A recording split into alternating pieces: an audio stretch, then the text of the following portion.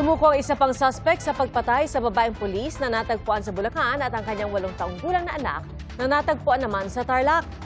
Saksi si Marisol Abduraman. Hindi na po kasi kaya ng konsensya ko. Inuusig na raw ng konsensya kaya kusang sumuko ang isa pang suspect sa pagpatay kay Police Senior Master Sergeant Dayan Marie Mollenido at kanyang 8 taong gulang na anak na si John Ismael. Sinamahan siya kanina ng mga opisyal ng NCRPO sa pagpunta sa Quezon City Police District. Ang suspect naroon umano sa bahay na pinangirihan ng krimen. Kapatid siya ng ikalawang suspect, ang dating pulis na asawa naman ng agent na ibinibentang sasakyan ng biktima. Biyernes pa nang puntan siya ng mga tauhan ng Criminal Investigation and Detection Unit ng QCPD sa Santa Maria, Bulacan, pero hindi siya nahagilap. Hanggang kanina nang siya na mismo ang kusang nagpunta sa mga pulis. Sabihin mo lahat, walang labis, walang kulang. No? Apo. Nakonsensya na po talaga ako at natatakot ako. Bakit po natagalan pa, ma'am? Kasi po sa sobrang takot ko po. Agad siyang isinailalim sa interogasyon ng Criminal Investigation and Detection Unit sa QCPD. Mga kapatid ni Isa siya sa nandun sa bahay ng nangyaring krimen. siya. Yes. Sir, ano ba ito? May mga additional pa tayong hinahanap or accounted na lang?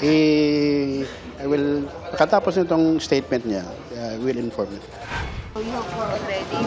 Do we have more? Or all accounted na po itong lahat na hinahanap niyo po for ulit? For now, yun pa lang yung karagdagan natin, yung may sumuko. Meron pa po bang ibang kasabot dito, sir, sa kanilang ginawa?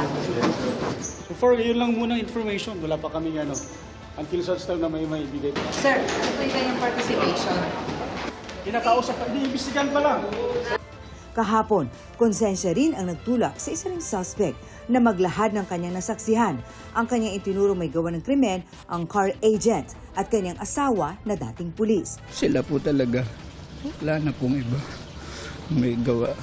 Naharap ang mga suspects sa reklamang 2 counts of robbery with homicide at theft. Kabilang din sa mga sinampahan ng reklamo, ang mismong ama ni John Ismael at dating asawa ng pinatay na policewoman.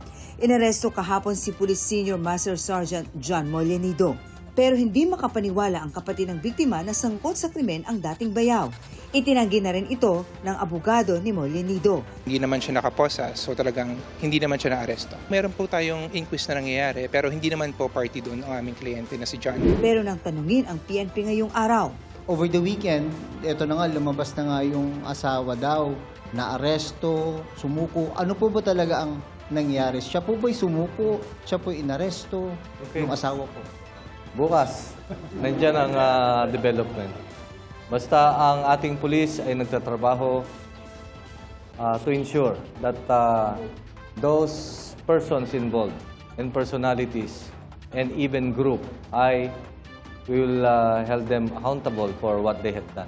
ayon kay PNP Chief Police General Jose Melencio Nartates Jr., ilalabas nila bukas ang detalyadong resulta ng investigasyon. We are accounting for the suspects or soon to be accused by this day, no?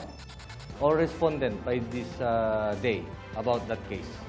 We have significant update on that. And we have the names already about who are involved and the motive.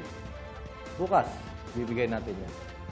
Para sa GMA Integrated News, Marisol Abduraman, ang inyong saksi. Mga kapuso, maging una sa saksi. Mag-subscribe sa GMA Integrated News sa YouTube para sa iba't ibang balita.